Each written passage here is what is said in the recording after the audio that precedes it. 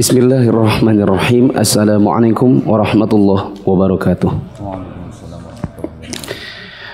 Alhamdulillahi wa kafa, wassalatu wassalamu ala rasulillahil mustafa wa ala alihi wa ashabihi wa man iktafa. Jemaah yang dirahmati Allah, sebelum kita lanjutkan kembali pembahasan ensiklopedia salat jilid yang pertama,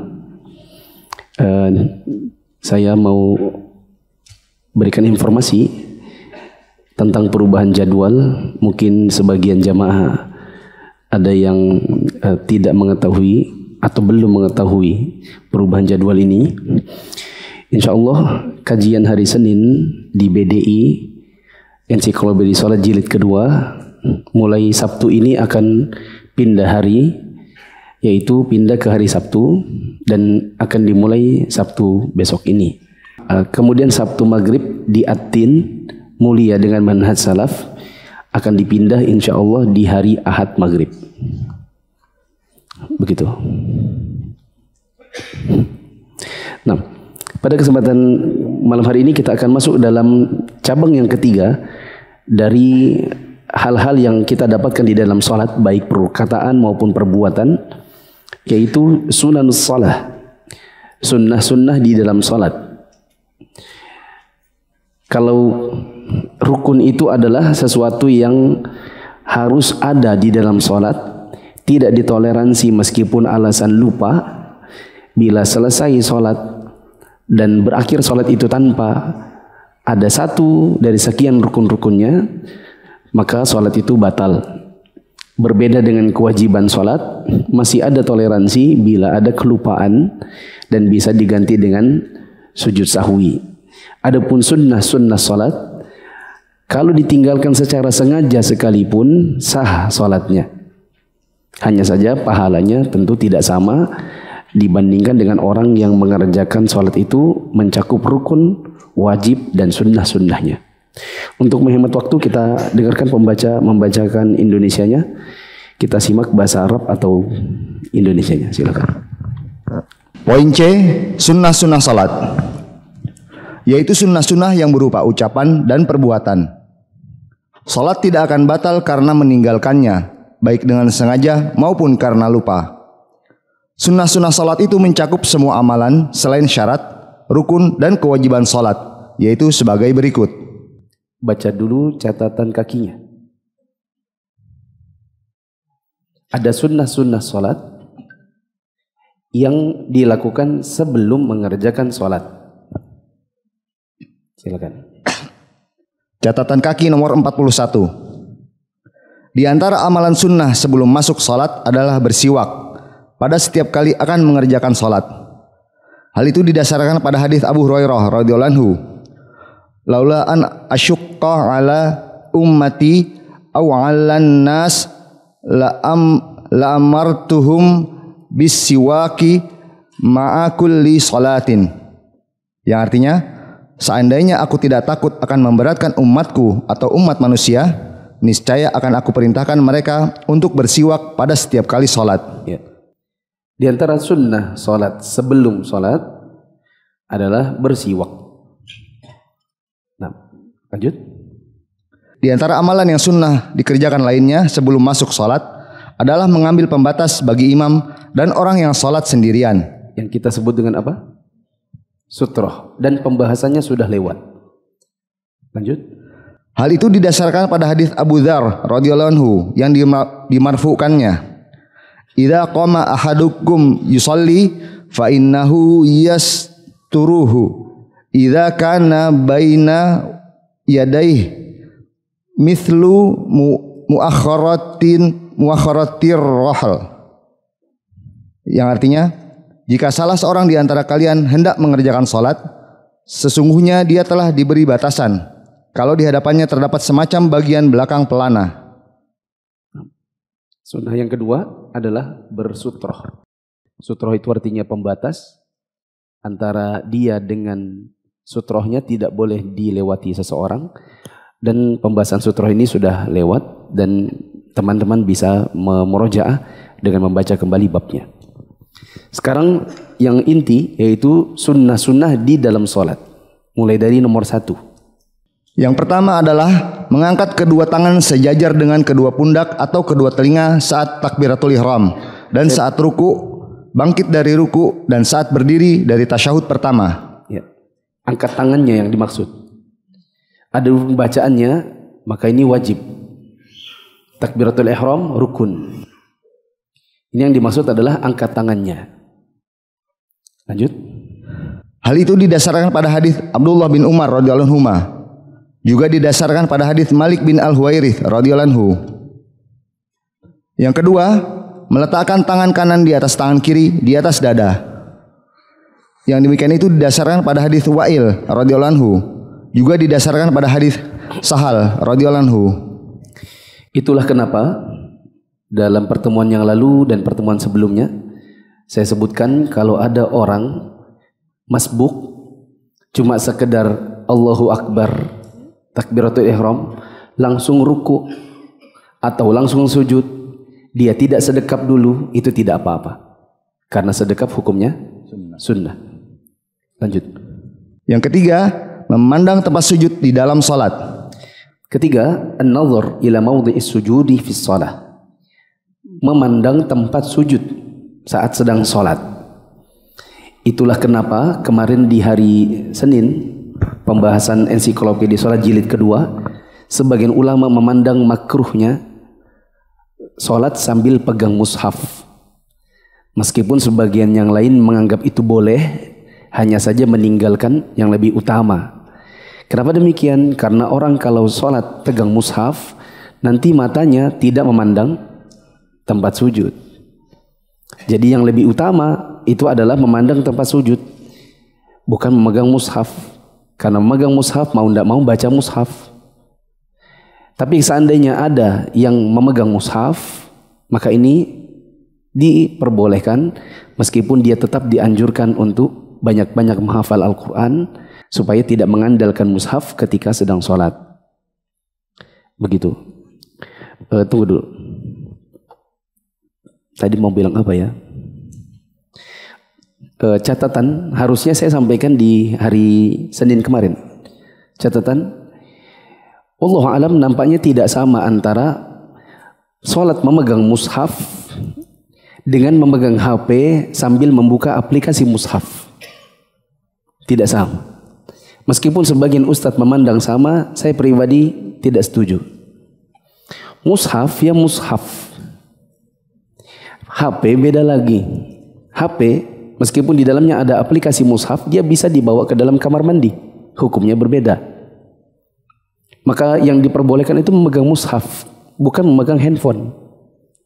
Dan ini dilakukan oleh sebagian orang, misalnya di sholat malam atau di sholat tarawih di bulan Ramadan. Untuk menjaga imam yang sedang mengimami, ada orang di belakangnya yang memegang HP. Kenapa saya katakan juga tidak sama? Karena HP itu ketika dibuka yang kelihatan bukan cuma mushaf. Ya atau tidak? iPhone misalnya. Ini iPhone masuk ke kantong. Ghairil maghdubi alaihim waladdallin. Amin. Mau mulai ini imamnya baca lagi, kita harus buka. Pertama harus pencet tombol. Harus pencet home. Kalau lupa silent bunyi lagi dah, celak. Belum lagi lihat jamnya di atas jamnya. Kan di atas handphone ada jam. Belum lagi lupa matikan data, muncul WhatsApp-nya. Kalau terpencet WhatsApp-nya, keluar tuh pesannya. Jadi akhirnya saya katakan tidak bisa sama antara handphone dengan mushaf yang kita gunakan. Boleh diberi catatan di poin 3. Catatan di poin 3. Sebagian ulama memperbolehkan tidak memandang tempat sujud, tetapi pandangan diangkat sedikit. Seperti Syekh Utsaimin, beliau memandang bahwa melihat ke tempat sujud itu bukanlah keharusan. Artinya mata itu boleh naik sedikit. Maka kalau kita dapati ada imam-imam yang terekam mengimami sholat dan ada kamera yang menyoroti dia, kita lihat kok matanya kadang-kadang hadap depan, kok tidak hadap bawah. Maka pendapat yang benar, itu sebenarnya juga diperbolehkan. Meskipun kalau kita ingin lebih khusyuk, itu memandang tempat sujud. Tapi apakah memandang tempat sujud juga pasti khusyuk? Tidak juga. Karena ada sebagian karpet, yang karpet itu kalau kita perhatikan betul-betul banyak ornamennya yang membuat justru tidak khusyuk. Akhirnya wallahu alam, sebagaimana kata Syekh Utsaimin, ini al-amr sahal atau al-amr wasi'. Masalahnya itu luas. Jangan terlalu jangan terlalu mentok hanya dengan tempat sujud. Seandainya pun matanya mengangkat sedikit, maka itu juga boleh. Lanjut. Hal itu didasarkan pada hadis 10 orang dari sahabat Nabi SAW. Yang keempat adalah membaca doa istiftah. Dasarnya adalah hadis Abu Hurairah radhiyallahu anhu. Doa istiftah ini ada ikhtilaf di antara para ulama. Ada yang mengatakan itu wajib dan ada yang mengatakan itu sunnah. Saya pribadi kalau saya ditanya, saya lebih condong istiftah itu sunnah. Maka kalau ada orang sholat yang butuh waktu singkat, misalnya karena faktor penerbangan, karena faktor pekerjaan atau lain-lainnya, maka dia diperbolehkan setelah takbiratul ihram kemudian langsung ke Al-Fatihah, tidak istiftah. Lanjut, yang kelima. Yang kelima, membaca ta'awudz atau memohon perlindungan kepada Allah dari syaitan. Ini juga sunnah. Maka kalau ada orang langsung ke Al-Fatihah, boleh. Hal itu didasarkan pada ayat Al-Quran dan juga hadis Abu Sa'id radhiyallahu anhu. Ya. Ayatnya apa? Fa idza qara'tal Qur'ana fasta'idz billahi minasyaitonir rajim. Jika kamu hendak membaca Al-Qur'an, di antaranya adalah Al-Fatihah yang akan dibaca di dalam salat, maka memohonlah terlebih dahulu perlindungan kepada Allah dari syaitan yang terkutuk.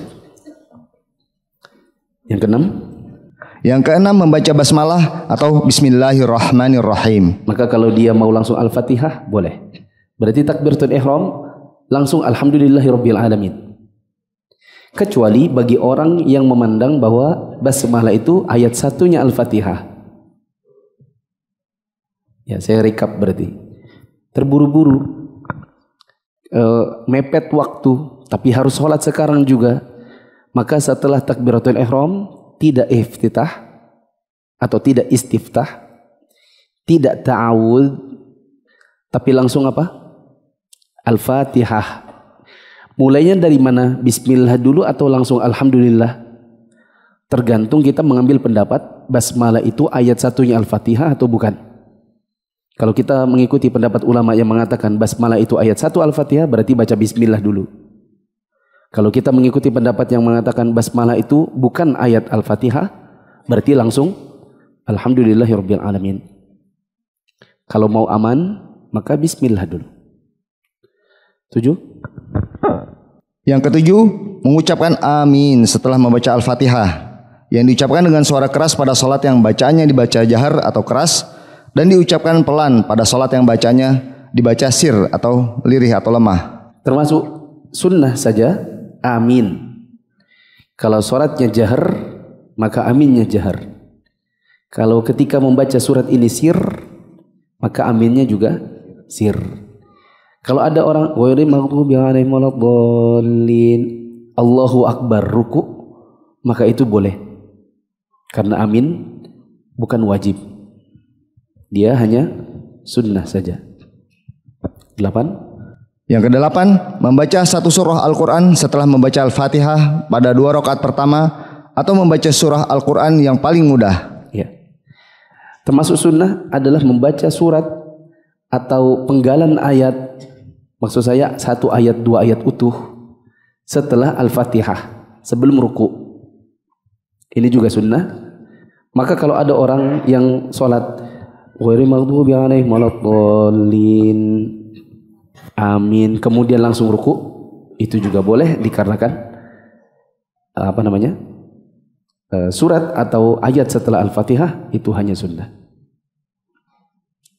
9. Yang ke-9, membaca bacaan yaitu Al-Fatihah dan surah Al-Quran dengan jahar pada sholat yang bacaannya dibaca jahar. Hal itu didasarkan pada hadis Jubair bin Mut'im radhiyallahu anhu, juga didasarkan pada hadis-hadis lainnya. Ya. Kalau sholatnya jahar, maka Al-Fatihahnya dibaca jahar, ini sunnah. Maka kalau ada orang mengerjakan sholat yang biasanya jahar, ternyata Al-Fatihahnya sir, maka sholatnya sah. Misalnya maghrib tapi tidak bersuara, misalnya karena sholat sendiri terlambat, orang sudah selesai maghrib kemudian dia baru datang, dia sholat di belakang, dia malu, anggap saja dia baru masuk Islam tadi siang, dia nggak ngeh kalau ini ada sholat maghrib. Temannya bilang, kamu mana? Di jalan. Kenapa? Lah aku tunggu di masjid tidak muncul. Loh, ada apa sih? Ini sholat maghrib. Namanya juga orang baru masuk Islam tadi siang, mungkin dia belum tahu. Dia segera pergi ke masjid. Begitu sampai di masjid, maghrib sudah selesai. Dia sholat di dekat tiang. Dia baru mengerti lagi bacaannya. Kalau dia mau keraskan suaranya, dia malu. Karena Al-Fatihah mungkin ayatnya masih terbolak-balik. Akhirnya dia sholatnya pelan-pelan. Atau mungkin dia cari temannya. Aku belum hafal Al-Fatihah, coba dibimbing dulu. Ya, akhirnya dibimbing, misalnya kamu sholat sendiri ya, aku bimbing dari belakang. Harusnya jahar atau biasanya jahar, maghribnya malah sir, maka sah sholatnya. 10. Ke-10, membaca bacaan yaitu Al-Fatihah dan surah Al-Quran dengan sir atau tidak terdengar pada sholat yang bacaannya dibaca sir. Sebaliknya, kebalikan dari nomor 9, sunnahnya adalah kalau memang sholat itu sholat sirriyah, maka Al-Fatihahnya sir juga. Tapi kalau ada orang zuhur asar kok keras suaranya, maka ini tidak mengapa. Biasanya ini dilakukan misalnya untuk mengajarkan seseorang. Meskipun kalau di zaman sekarang sebaiknya ini tidak dikerjakan bila khawatirnya nanti malah timbul fitnah. Ya, ada seseorang zuhur kok keras, aliran mana lagi itu? Ya. Lanjut. Hal itu didasarkan pada hadis Khabbab radhiyallahu anhu dan bahwasanya mereka mengetahui bacaan Nabi SAW pada sholat zuhur dan asar melalui gerakan jenggot beliau.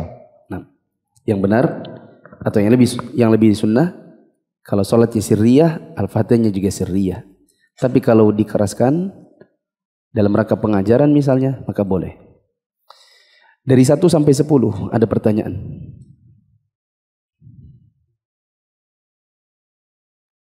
Tidak ada, berarti lanjut 11. Ke-11, diam sejenak setelah selesai membaca Al-Fatihah dan surah Al-Quran. Hal itu didasarkan pada hadis Al-Hasan dari Samurah radhiyallahu anhu. Saktah, sebentar atau diam sebentar setelah Al-Fatihah, maka ini termasuk diantara sunnah.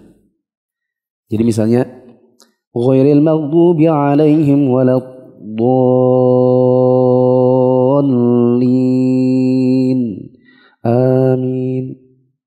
Diam sebentar. Bukan amin. Ada sebagian imam makmum masih amin, dia sudah baca juga. Waladdallin, bismillahirrahmanirrahim, dia sudah lanjut. Lanjut. 12. Meletakkan kedua tangan seraya merenggangkan jari-jari di atas kedua lutut, seolah-olah jari-jari itu menggenggam keduanya. Yang demikian itu didasarkan pada hadis Abu Hamid Al-Sa'idi radhiyallahu anhu. Yang benar apa? Abu Humaid. Sudah pernah dikoreksi dulu-dulu. Merenggangkan jari jemari di atas lutut manakala sedang ruku, ini juga termasuk sunnah. 13. Meluruskan punggung saat ruku, sehingga apabila dituangkan air di atasnya, air itu tidak akan mengalir jatuh karena benar-benar lurus, serta meletakkan kepala lurus dengan punggung. Ya, termasuk di antara sunnah, punggung diluruskan manakala sedang ruku. Namun apabila ada orang yang tidak meluruskan punggung, maka ini dilihat beberapa keadaan. Pertama, memang bungkuk, memang punggungnya itu melengkung, maka ini tidak mengapa. Yang kedua, ada orang yang memang belum tahu, maka ini perlu diluruskan, perlu diberitahu. Saya pernah beberapa kali memberitahu sebagian ikhwah yang ketika mereka ruku, saya lihat mereka pegang tulang kering. Harusnya yang dipegang apa? Lutut. Dampak dari memegang tulang kering, punggungnya miring ke depan. Nah, yang seperti ini perlu diluruskan atau diberitahu. Siapa tahu dia belum tahu. Begitu. Ada pun yang sengaja tidak meluruskan, maka ini sebagaimana yang Nabi SAW sebutkan, seburuk-buruk pencuri, yaitu yang mencuri di dalam salatnya, yaitu orang yang tidak meluruskan punggungnya ketika ruku. Lanjut. Hal itu didasarkan pada hadis Rifa'ah bin Rafi radhiyallahu anhu, juga pada hadis Wabisah bin Ma'bad radhiyallahu anhu. Ke-14, merenggangkan kedua tangan dari kedua sisi lambung pada saat ruku. Hal itu didasarkan pada hadis Abu Humaid Al-Sa'idi radhiyallahu anhu. Ya, sebagian ulama ada yang mengatakan merenggangkan kedua tangan dari lambung ketika ruku, ini tangannya jadi membentuk seperti busur. Bentuk seperti busur. Adapun sebagian orang ketika dia ruku, maka tangannya justru mempet ke perut. Yang lebih tepat, yang sunnah adalah dibuka sedikit hingga tangan itu membentuk seperti lengkungan busur. 15. Ke-15, membaca lebih dari satu tasbih pada saat ruku dan sujud. Hal itu didasarkan pada hadis Hudzaifah bin Al-Yaman radhiyallahu anhu. Ini sudah dicatat di minggu lalu. Ya atau tidak? Sudah lupa? Baru seminggu. Apa catatan minggu lalu? Minggu lalu dibuka di bagian tasbih. Apa catatannya? Yang wajib adalah 1 kali subhan rabbiyal azim, 1 kali subhan rabbiyal a'la. Itu yang wajib. Adapun mendua kalikannya, meniga kalikannya atau membaca lebih dari itu, hukumnya sunnah. Ini yang dimaksud di nomor 15. Tasbih 1 itu wajib dan lebihnya itu adalah sunnah. 16. Membaca lebih dari 1 kali dalam memohon maghfirah atau ampunan kepada Allah di antara 2 sujud. Waktu duduk di antara 2 sujud, kan kita membaca istighfar atau permohonan ampun. Seperti Allahumma firli warhamni wajuburni wahdini warzuqni. Atau yang pendek apa? Rabbighfirli, Rabbighfirli. Kalau 1 kali Rabbighfirli, insya Allah boleh. Di 2 kalikan, di 3 kalikan, dan diperbanyak, insya Allah sunnah. 17. Yang ke-17, membaca mil as-samawati wa mil al-ardi wa mil ma syi'ta min syai'in ba'du. Yang artinya, sepenuh langit dan sepenuh bumi serta sepenuh apa yang engkau kehendaki sesudah itu. Serta bacaan Rabbana lakal hamd. Ya Rabb kami, segala puji hanya bagimu. Terus? Hal itu didasarkan kepada hadis Abu Sa'id Al-Khudri radhiyallahu anhu. Ya. Bacaan mil as-samawati wa mil al-ardi dan seterusnya, Rabbana lakal hamdu, itu termasuk sunnah. Lanjut. Ke-18, meletakkan kedua lutut sebelum kedua tangannya ketika hendak sujud dan mengangkat kedua tangannya sebelum kedua lututnya ketika berdiri dari sujud. Hal ini didasarkan pada hadis Wa'il bin Hujr radhiyallahu anhu. Termasuk sunnah. Wad'ur rukbatayni qabla yadaini fi sujud. Meletakkan 2 lutut terlebih dahulu daripada 2 tangan waktu sujud, bagi yang berpendapat demikian. Bisa ditambahin catatannya di situ. Meletakkan apa tadi? Kedua lutut sebelum kedua tangan saat sujud. Beri catatan di situ, bagi yang meyakini demikian. Karena bagi yang meyakini sebaliknya, maka yang sunnah adalah meletakkan tangan dulu sebelum lutut. Mana yang rojih? Sudah lewat bahasanya, tidak mungkin kita kembali ke situ lagi. Saya cuma pernah berpesan, kalau yakinnya tangan, maka tangan terus. Kalau yakinnya lutut duluan, maka lutut terus. Dan jangan berijtihad untuk membolak-balikannya, karena satu darinya pasti mirip unta, menderum. Kecuali ada hajat, seperti beban perut ya, yang mulai membesar, ya, atau sudah semakin menua sehingga ketika meletakkan lutut tangan dulu kok rasanya sakit tangannya, lalu diganti ke lutut atau sebaliknya. Begitu juga kata penulis, waraf'ul yadaini qabla rukbataini fil qiyam, mengangkat dua tangannya dulu baru lututnya saat sedang bangkit, bagi yang meyakini demikian. Karena ada sebagian orang yang mengangkat lutut dulu baru tangan. Masih ingat? Saya kok masih ingat terus sudah lupa? Saya praktekkan di sini. Saya bilang boleh ketika bangkit itu lututnya ngangkat dulu baru tangannya belakangan. Boleh tangannya dulu, lututnya belakangan. 19. Merapatkan jari-jari kedua tangan ketika sujud. Hal itu juga didasarkan pada hadits Wa'il radhiyallahu anhu. Kalau ada yang sujud jarinya agak terbuka, maka insya Allah tidak mengapa. Tapi yang sunnah adalah dirapatkan. 20. Ke-20, merenggangkan jari-jari kedua kaki ketika sujud. Hal tersebut didasarkan pada hadits Abu Humaid Al-Sa'idi radhiyallahu anhu. Waktu sujud, jari kaki ditekan agar dia menghadap ke arah kiblat dan sedikit renggang. Sampai di nomor 20. Ada pertanyaan? Antum minggu lalu dapat, nanti lupa, dapat parfum atau fresh care ya?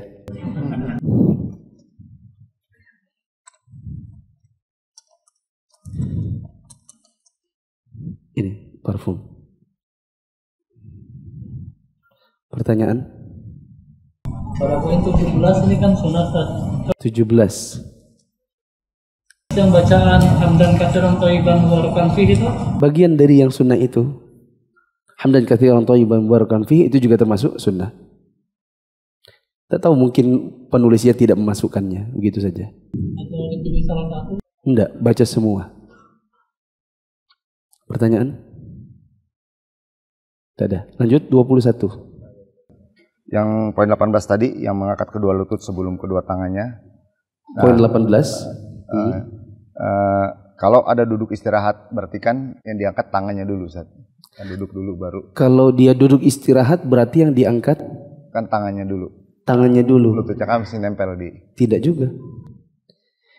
Waktu bangkit dari sujud menuju ke atas, orang itu ada yang duduk istirahat. Bisakah tangannya dulu yang diangkat? Bisa. Bisakah lututnya dulu? Kayak apa caranya ya? Coba. Ini sujud dulu. Sujud 2. Duduk istirahat. Allahu Akbar. Duduk dulu baru bangkit. Pakai tangan dulu. Ini yang mana duluan terangkat? Lutut. Nah, coba diganti. Dari sujud, duduk istirahat, terus tangannya jangan di lantai, bangkit.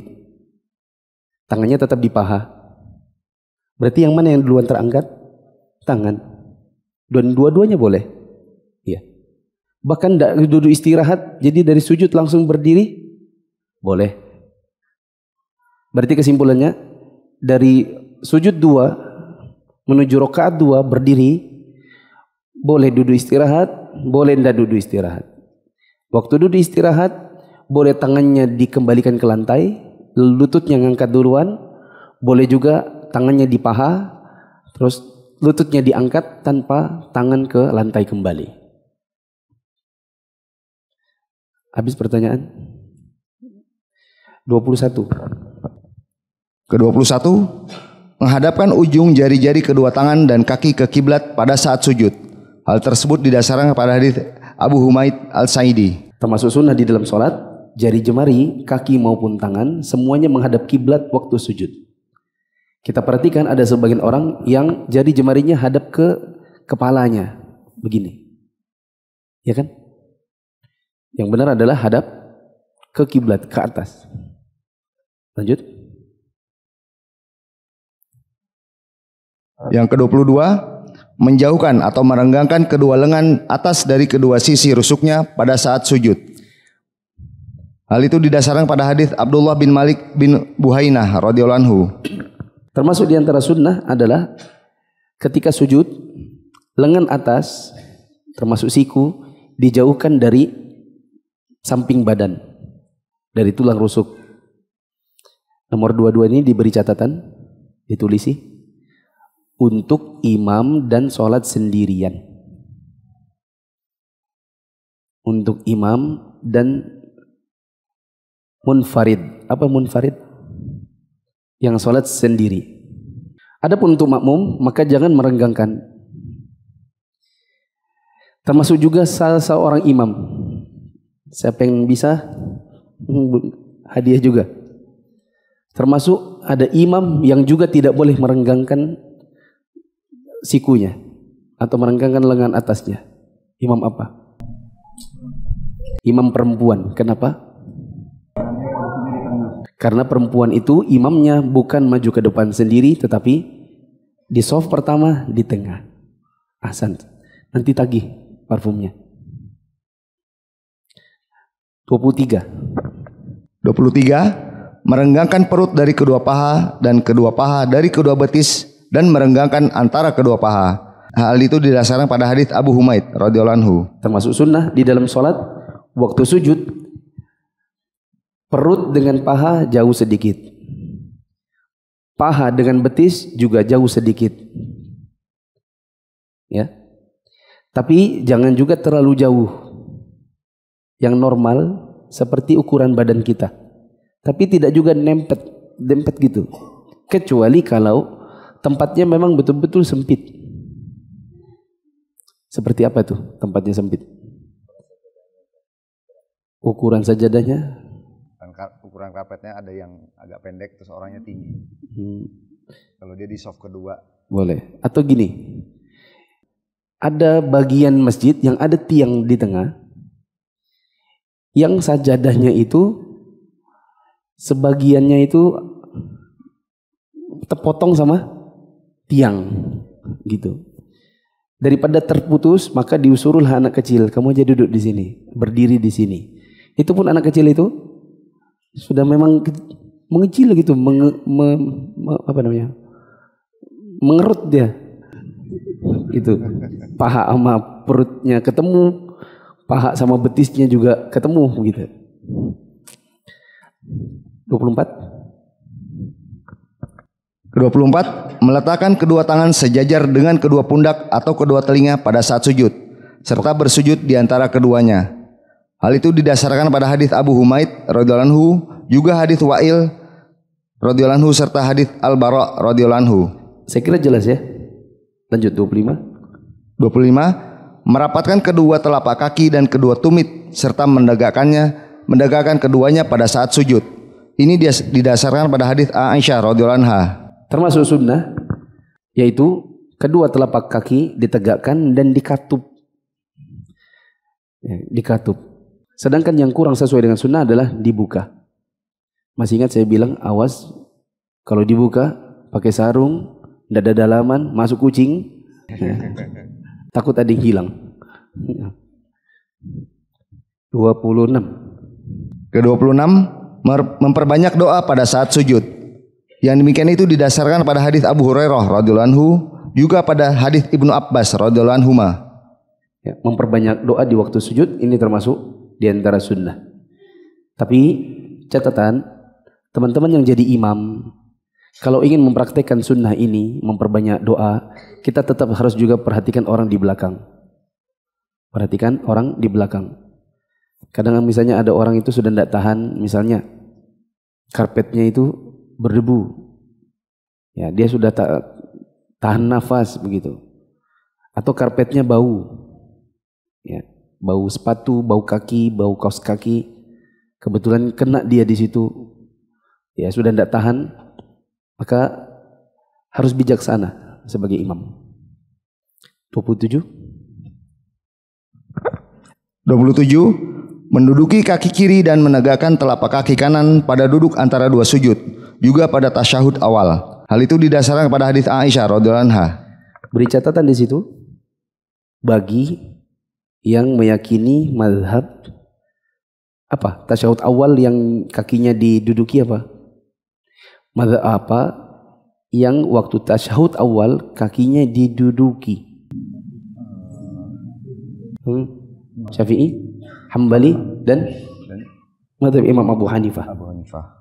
Sedangkan Maliki semuanya tawarruk. Mana Bukma? Ya. Karena dia yang jawab waktu itu. Bagi yang memang meyakini demikian. Tentu bagi orang yang bermazhab Maliki, dia tidak meyakini sunnahnya ini. Sunnahnya dia tawarruk. 28. Ke-28, meletakkan tangan kanan di atas paha kanan dan tangan kiri di atas paha kiri, atau meletakkan kedua telapak tangan di atas kedua lutut, atau meletakkan telapak tangan kanan di atas paha kanan dan telapak tangan kiri di atas paha kiri, seraya menyentuhkan telapak tangan kiri pada lutut kirinya. Hal itu didasarkan pada hadis Abdullah bin Az-Zubair dari ayahnya, juga hadis Abdullah bin Umar radhiyallahu anhuma. Waktu kita duduk, maka sunnahnya adalah tangan kanan di atas paha kanan, tangan kiri di atas paha kiri, kemudian memberikan isyarat dan seterusnya. Saya mau bertanya, adakah orang yang waktu duduk tahiyat awal tangannya nggak di paha? Pernah lihat nggak ya? Enggak ya? Saya belum pernah lihat sih. Nah, berarti secara umum kaum muslimin sudah sesuai dengan sunnahnya. 29. Ke-29, meletakkan kedua lengan di atas kedua paha pada saat tasyahud dan pada waktu duduk di antara dua sujud. Hal itu didasarkan pada hadis Wa'il bin Hujr radhiyallahu anhu. Lanjut 30. 30, menggenggamkan jari kelingking dan jari manis tangan kanan dan membuat lingkaran antara ibu jari dengan jari tengah, serta menunjukkan jari telunjuk seraya menggerakkannya ke kiblat pada saat menyebut nama Allah dan pada saat berdoa. Hal itu didasarkan pada hadis Wa'il bin Hujr radhiyallahu anhu. Masih ingat bentuk tangan memberi isyarat? Ada berapa modelnya? 3, sebutkan. Genggam semua. Kemudian 35 apa 53? 53. Kayak apa 53? Begini. Ini 5. Ini 5. Ini 3. Ini tuh 2, 3. Satu lagi. Masih ingat enggak yang dulu antum bilang, oh angka Arab kata antum. Ya kan? Satu lagi. Dengan jari manis. Yang ini digenggam, ini atup. Lihat. Bisa kelihatan. 1, 2, ini yang genggam, ininya yang atup. 3 ini lepas semua. 6. Terus, adapun untuk memberikan isyarat dengan menggerakkan jari jemari, tahrik ini tergantung keyakinan. Tergantung keyakinan. Ada orang yang meyakini bahwa menggerakkan jari jemari itu sunnah, dan ada juga yang meyakini bahwa yang sunnah adalah tidak menggerakkan telunjuk. Anda baru hijrah dan bingung belajar Islam dari mana? Yuk ikut MIA. Mufid Islamic Academy atau MIA adalah sebuah program pembelajaran Islam melalui pembahasan kitab-kitab para ulama yang dibahas secara terstruktur dan berjenjang. Untuk informasi lebih lanjut tentang pendaftaran, teman-teman bisa mengakses di media sosial Mufid TV Official, baik yang ada di Telegram, YouTube, Instagram, maupun di Facebook. Assalamualaikum warahmatullahi wabarakatuh.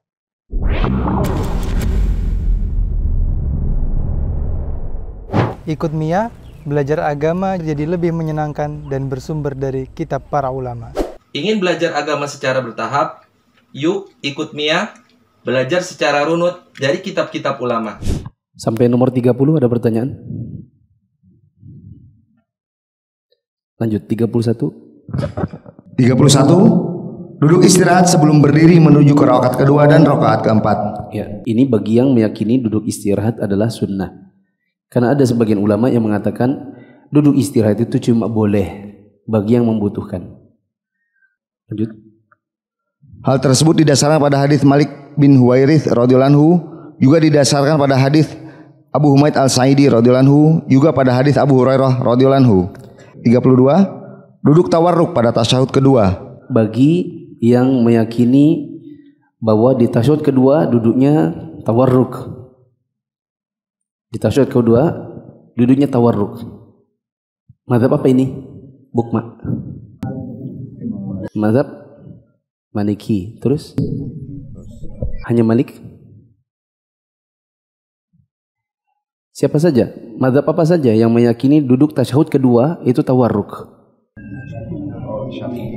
Syafi'i, Hambali, dan Maliki.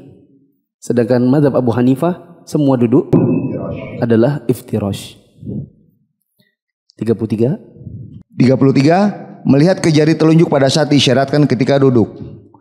Hal itu didasarkan pada hadis Abdullah bin Az-Zubair serta pada hadis Abdullah bin Umar radhiyallahu anhuma. Termasuk di antara sunnah, waktu kita memberi isyarat saat duduk tasyahud, mata kita melihat ke telunjuk.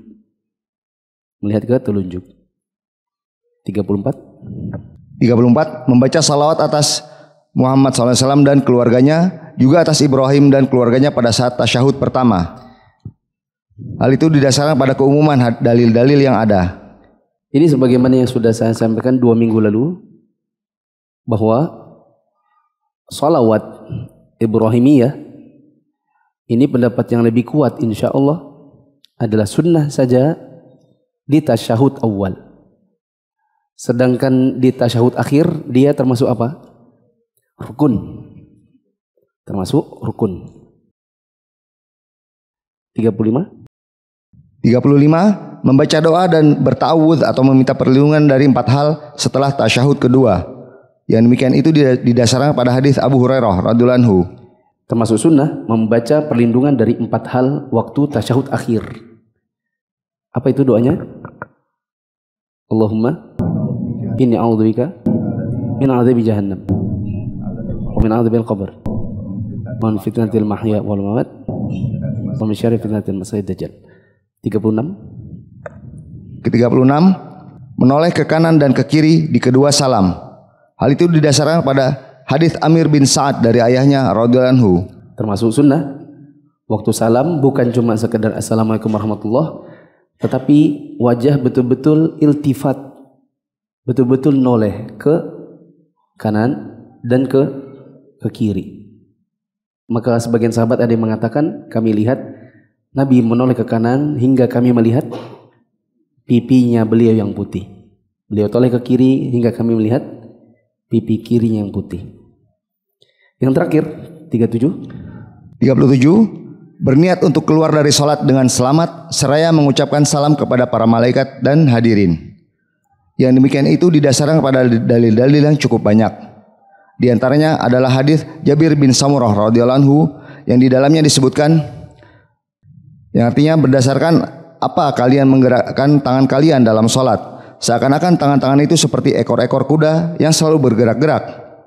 Cukuplah bagi kalian untuk meletakkan tangan di atas pahanya, kemudian mengucapkan salam kepada saudaranya yang ada di kanan dan di kirinya. Nah. Wallahu a'lam, ditambah di nomor 38. 38.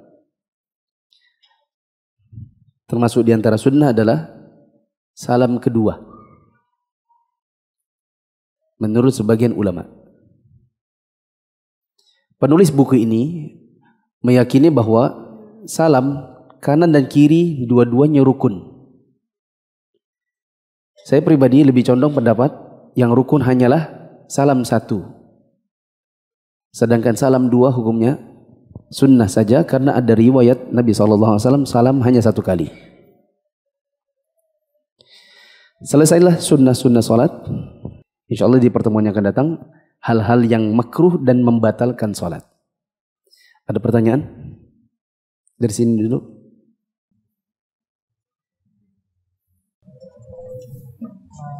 Apakah termasuk sunnah dalam sholat sebagian orang itu memberikan kepalanya ketika tasyahud akhir? Apakah termasuk sunnah waktu tasyahud akhir kepalanya ikut miring? Sepertinya bukan, tetapi duduk tawarruk yang kita kerjakan karena bokongnya di lantai, kaki kanannya disilang dengan kaki kiri, sehingga membuat kepala ini gesturnya mau ndak mau ikut miring. Karena kalau begini terus kepalanya harus tegak, agak sulit. Tapi bukan itu sunnahnya. Maksudnya dia gestur alami saja. Termasuk juga waktu salam, bukan termasuk sunnah, kepalanya nunduk dulu. Assalamualaikum warahmatullahi. Assalamualaikum warahmatullahi. Jadi kepalanya mesti nunduk dulu. Pandangan mata ketika menoleh kanan dan kiri. Ulang. Ke arah mana pandangan mata ketika menoleh kanan dan kiri? Waktu salam ke kanan dan ke kiri, matanya kemana? Matanya ke samping. Ke samping. Oh, lihat ke bahu. Tidak, lihat ke samping. Meskipun nanti ternyata sama temannya tatap-tatapan. Loh, salam itu buat siapa? Waktu kita salam itu buat siapa? Buat malaikat dan hamba-hamba Allah yang soleh. Yang ada di mana? Yang di kanan. Assalamualaikum. Semoga selamatan untukmu. Mu ini siapa? Yang di kanan kita. Warahmatullahi wabarakatuh. Assalamualaikum. Lihat yang di kiri. Karena kita mau doakan teman kita yang juga di kiri. Coba lihat bahu. Itu doain siapa sebenarnya? Makanya termasuk sunnahnya betul-betul menoleh. Nah, waktu noleh ke kanan, mata antum hadap mana? Ya betul-betul orang di kanan. Waktu kita noleh ke kiri, matanya betul-betul lihat orang di kiri. Pertanyaan? Ta'awudz itu ada disunnahkan dibaca di setiap rakaat. Apakah ta'awudz itu setiap rakaat atau cukup rakaat 1? Ada ikhtilaf ulama. Sebagian menganggap cukup rakaat 1 karena bacaan-bacaan setelahnya Al-Fatihah rakaat 2, Al-Fatihah rakaat 3, rakaat 4 itu adalah satu paket. Buktinya satu paket adalah kalau ada orang sholat isya rakaat keempat buang angin, dia harus ulang dari 1. Ya kan? Berarti isya itu rakaat 1, 2, 3, 4 itu satu paket. Karena batal di rakaat 4 setelah wudu ngulangnya dari 1, bukan 4 saja. Berarti dia satu paket. Karena dia satu paket berarti ta'awuznya cukup yang bagian depan, dikarenakan 2, 3, 4 satu paket. Sebagian lagi mengatakan setiap rakaat. Insya Allah satu yang pertama saja sudah boleh. Ustaz izin tanya, misal kita sholat maghrib lupa baca Al-Fatihah dengan jahar, separuh Al-Fatihah baru ingat, apakah diulang dari ayat pertama ataukah lanjut saja? Jawabannya lanjut saja. Lanjut saja. Subhanakallahumma wa bihamdika asyhadu an la ilaha illa anta astaghfiruka wa atubu ilaik. Wassalamualaikum warahmatullahi wabarakatuh.